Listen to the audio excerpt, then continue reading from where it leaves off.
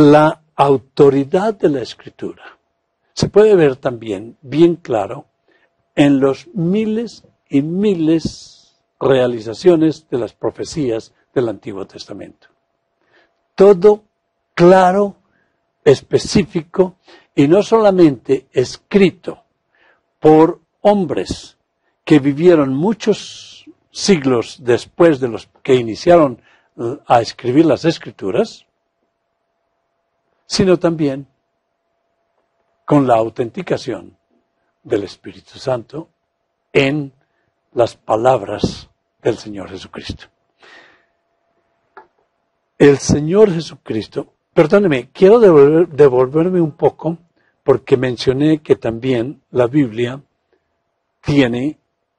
se refiere a la ciencia de la psicología y la fisiología. Y no quiero ser acusado que estoy comparando la psicología secular con la consejería o la psicología bíblica. Son dos cosas completamente distintas. En efecto, en el Antiguo Testamento, el rey David escribe en los Salmos, Salmo 32, por ejemplo, que sus huesos comenzaban a deteriorarse y a quebrantarse su cuerpo porque él estaba en pecado y no se había arrepentido. Hoy en día, amados, muchas personas psicológicamente sufren por una falta tremenda de la relación con Dios. En efecto, yo no sabría cómo un pagano puede vivir tranquilamente sin saber que hay cielo o infierno, sin estar seguro que va para el cielo por confiar en el Señor Jesucristo, por la justificación por fe solamente en el Señor Jesucristo. Ese pagano, si cree que está sufriendo aquí ansiedad y torturas y gran preocupación espiritual, eso no va a hacer nada comparado con la eternidad. Por ejemplo, en el libro de los Efesios, capítulo 5, del versículo 22 hasta el final, inclusive hasta el final del capítulo 6, es un tremendo pasaje psicológico donde todos los esposos y las familias pueden solucionar todos sus problemas psicológicos si realmente siguen la lectura y la obediencia de lo que el Espíritu Santo enseña en los Efesios a través del escritor bíblico Pablo en el libro de los Efesios. La Biblia es confirmada, inerrante, infalible, suficiente por la boca y el ministerio y la vida del Señor Jesucristo. ¿Cómo es posible que una persona se atreva a decir que Dios le habló, que recibió nueva inspiración por el Espíritu Santo, cuando la Biblia está ya cerrada? El canon se acabó, se terminó en el primer siglo. Y de ahí en adelante nadie puede agregarle ni quitarle nada. Por eso el peligro de hablar en lenguas. Y decirle a alguien, Dios me habló. O decirle a alguien, tuve un sueño y eso es palabra de Dios. No me importa lo que la Biblia diga, me importa es que Dios me habló directamente. Eso es un mensaje directamente de Satanás. Porque si lo que Dios le habló no está de acuerdo con la Biblia, Dios no le ha hablado.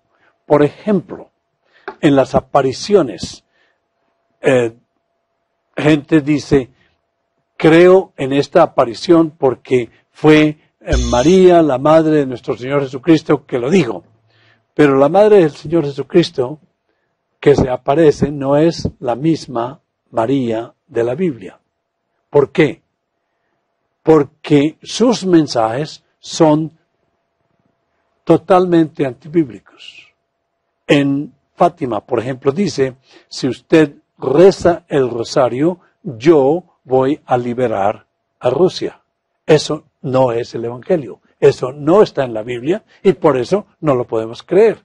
Porque no es una visión, no es lo que oyemos, lo que oímos, sino es el mensaje bíblico.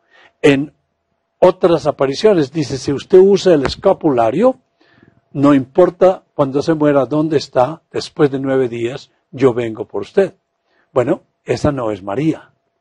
Si fuera María, no diría eso. Si fuera la madre de nuestro Señor Jesucristo, diría, crea en mi Hijo y será salvo. Ese es el Evangelio. Pero nunca da ese mensaje. Así que esos mensajes, de acuerdo con la Biblia en el capítulo 1 de Galatas, lo dice bien claro que no es la madre de nuestro Señor Jesucristo. No es nuestra bella María de la Biblia. Dice en Gálatas y en Corintios 11:14, que no es otra cosa que un espíritu inmundo. En el caso de Corintios capítulo 11, versículo 14, dice, y no es raro porque Satanás se presenta como un ángel de luz. Y en Gálatas dice Pablo, si yo o un ángel del cielo le presentara otro evangelio, que sea maldito, que sea condenado. Y lo repite, si yo o un ángel del cielo les presenta otro evangelio, que sea condenado. Dios no permite que se altere la Biblia. Nada se puede cambiar. Comenzando desde Moisés. En Moisés, capítulo 4 de Deuteronomio, versículo 2, Moisés dice claramente que no se le puede agregar nada a lo que él ya había recibido de Dios. Dice lo siguiente,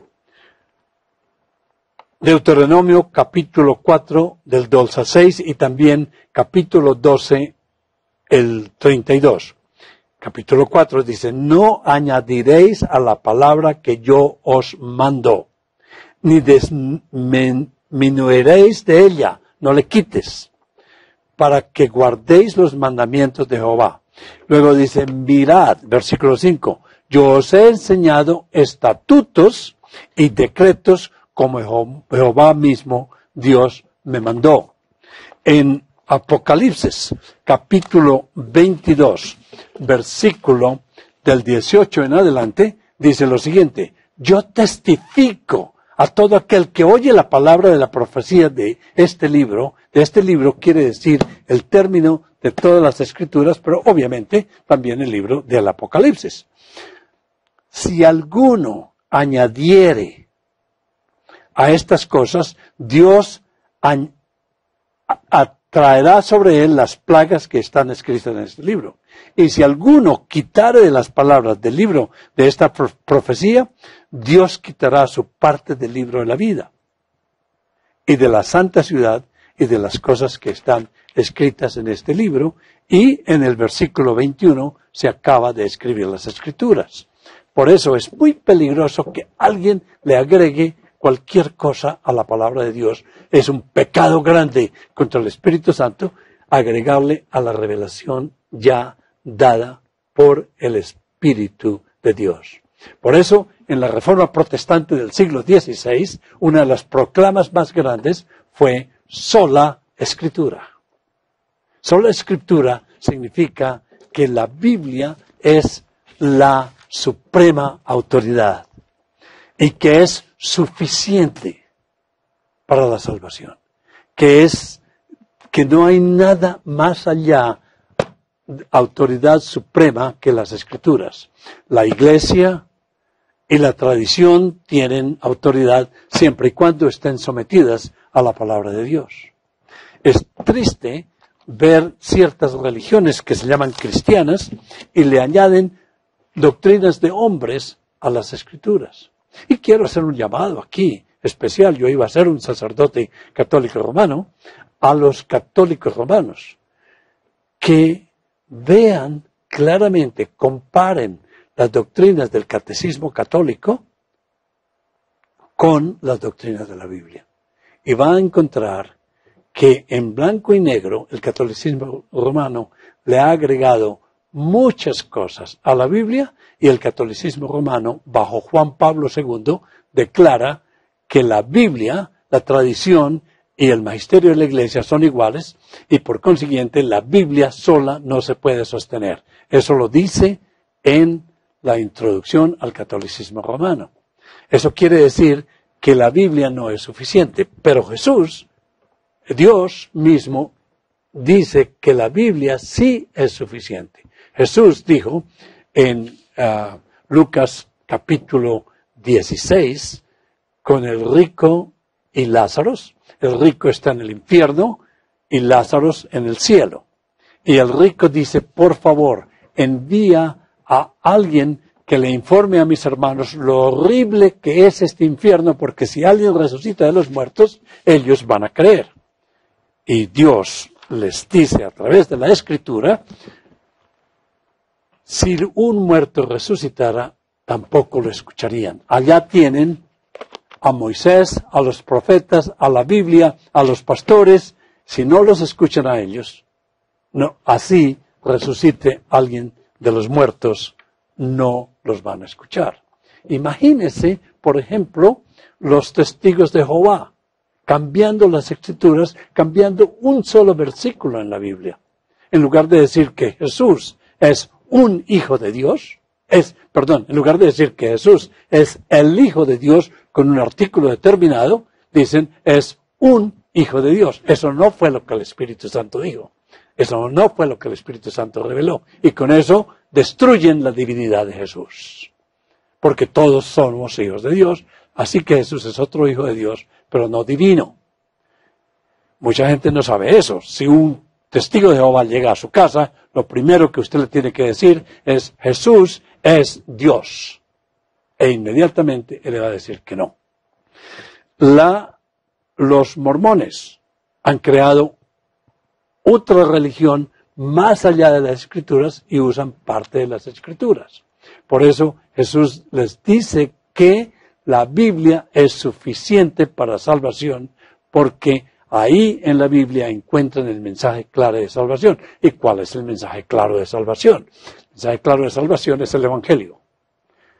Jesús, el Hijo de Dios, la segunda persona de la Santísima Trinidad, se encarna.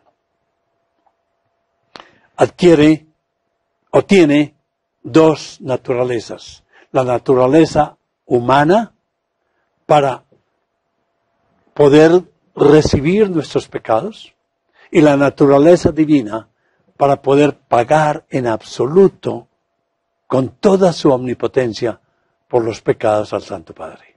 El Evangelio, obviamente, por la inspiración del Espíritu Santo que nos ha revelado, es la persona y el ministerio del Señor Jesucristo. La persona del Señor Jesucristo que se encarna para cargar con los pecados, no de todos, sino de todos los que creen en Jesús como único y suficiente medio de salvación. Y cuando por la operación del Espíritu Santo, a través de la revelación de la Escritura, que fue hecha también por la inspiración del Espíritu Santo, la persona cree con el corazón y confiesa con la boca que Jesús es su Salvador. Confía en Cristo. En ese momento, la justicia de Cristo, que en inglés se llama the righteousness of Christ, la justicia de Cristo se transfiere al pecador arrepentido, lo genera lo regenera, y el pecador arrepentido cree en Cristo, y la justicia de Cristo pasa al pecador arrepentido. Todo el pecado pasado, presente y futuro del pecador arrepentido cae sobre Cristo, y la ira de Dios que venía sobre ese pecador cae sobre Cristo y lo hace gritar, como dice el Salmo 22. 1000 años antes de este grito: Dios mío, ¿por qué me has abandonado? Y lo abandonó porque estaba cargando el pecado de usted. Si usted cree en Cristo como único y suficiente medio de salvación. Pero si no cree en Cristo como único medio de salvación, le garantizo, amados, que Dios va a castigar todo pecado. A los que creen en Cristo, su pecado queda castigado sobre el cuerpo de Cristo por toda la eternidad. Y a los que no creen en Cristo, Dios va a castigar ese pecado en el infierno por toda la eternidad. Así que, amados, es importante ver cómo el Espíritu Santo ha hecho la gran diferencia entre la religión bíblica y todas las otras religiones. En todas las otras religiones, el hombre tiene que salvarse por sí mismo, haciendo buenas obras, haciendo lo que sea, sacrificios. Pero no, amados. El Espíritu Santo dice aquí claramente que el cristianismo bíblico es la única religión donde Dios le regala la salvación a quien Él quiera por la elección y por gracia. Y una vez que la persona está salva por el regalo de Dios, ya puede hacer buenas obras, pero no para salvarse, porque ya está salvo, sino como resultado, como una demostración a su propio corazón de que realmente ha sido declarado hijo de Dios a través de este evangelio. Quiero citar dos partes de la Escritura antes de terminar, que son muy importantes acerca de esta inspiración. En la segunda carta de Timoteo, capítulo 3, versículo 16, dice lo siguiente. Escuche esto. Toda la Escritura es inspirada por Dios. Toda la Escritura es inspirada por Dios. No parte de la Escritura. No solamente lo que Jesús dijo, las letras rojas de la Biblia. Todas son iguales. Las letras rojas y las letras blancas, lo que dijo cualquier profeta y lo que dijo Jesús, es exactamente palabra de Dios, porque es inspirada por el Espíritu Santo. O sea que es toda. Y Jesús confirma eso diciendo, ni una jota, ni una palabra, nada pasará. Así que no puedo decir, bueno, yo creo en la Biblia, pero creo solamente lo que Jesús dice. O creo solamente lo que me conviene. O yo solamente leo los salmos. Y a propósito, cuando hablamos del ministerio del Espíritu Santo inspirando toda la Biblia, es un regalo de Dios. Y es importante que nosotros leamos esa Biblia desde el Génesis hasta el Apocalipsis en orden. De lo contrario, es otro insulto para el Espíritu Santo, tratando de descifrar qué es lo que la Biblia dice sin leerla en orden. Hacemos más honra a Gabriel García Márquez leyendo 100 años de soledad, desde la primera hasta la última página, y una deshonra total al Santo Dios leyendo su libro por partecitas. Así que Timoteo dice, toda la Escritura es inspirada por Dios. ¿Y útil para qué? Útil para enseñar, para redarguir, para corregir, para instruir en justicia, que es en justificación, para obtener la salvación. A fin, ¿cuál es el objetivo? De que el hombre de Dios sea perfecto, enteramente preparado para toda buena obra.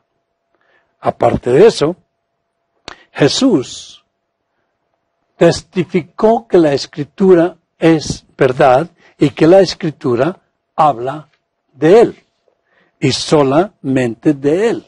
Todos los 40 autores humanos o escritores o receptores de la inspiración escribieron acerca de Jesús. Dice Jesús en Juan 5, 39, 43. Escudriñad las Escrituras porque vosotros os parece que ellas tenéis vida eterna. ¿Sabe una cosa? Y ellas son las que dan testimonio de mí. No solamente eso, sino en Lucas capítulo 24, y nuevamente del 24 en adelante, dice Jesús ha resucitado. Y aquí da un testimonio perfecto sobre las Escrituras, de que toda la Escritura hablan de Él y toda la Escritura es verdad. Ahora, las gentes que dudan si la Escritura es verdad o no, van a tener que tener este debate directamente con el Señor Jesucristo. Porque Él, siendo Dios, confirma que sí es verdad. Por ejemplo, en Lucas 24, usted se acuerda, en el camino de Emaús, Jesús resucitado se aparece con unos discípulos que van a Emaús y están muy tristes. Entonces el Señor se encuentra con ellos no lo reconocen y le dice, ¿por qué están tristes? Dice, ¿por qué estábamos confiando? No sabes lo que pasó en Jerusalén. Y Jesús les dijo, ¿qué pasó? Dice, ¿no saben que Jesús, el líder que teníamos, lo mataron? Y Jesús, para consolarlos y para mostrar la verdad, dice, oh, qué duros son ustedes para creer en todo lo que la Escritura dice de mí, que era necesario, aunque la Escritura dice del Mesías, de mí, que era necesario que todas estas cosas sucedieran para que se cumpliera lo que está escrito en la Escritura. Y luego, en el versículo 25 en adelante dice, y comenzando por Moisés y por todos los profetas, les enseñó lo que la Escritura dice del Mesías, que era acerca de él. O sea que no es parte de la Escritura, es toda la Escritura. Y en Lucas 24, 44 dice, y les dijo, estas son las palabras que os hablé estando aún con vosotros, que era necesario que se cumpliese, oiga esto, todo lo que está escrito de mí en la ley de Moisés, en los profetas y en los salmos. Entonces les abrió el entendimiento para que comprendieran las Escrituras. Y les dijo, así está escrito.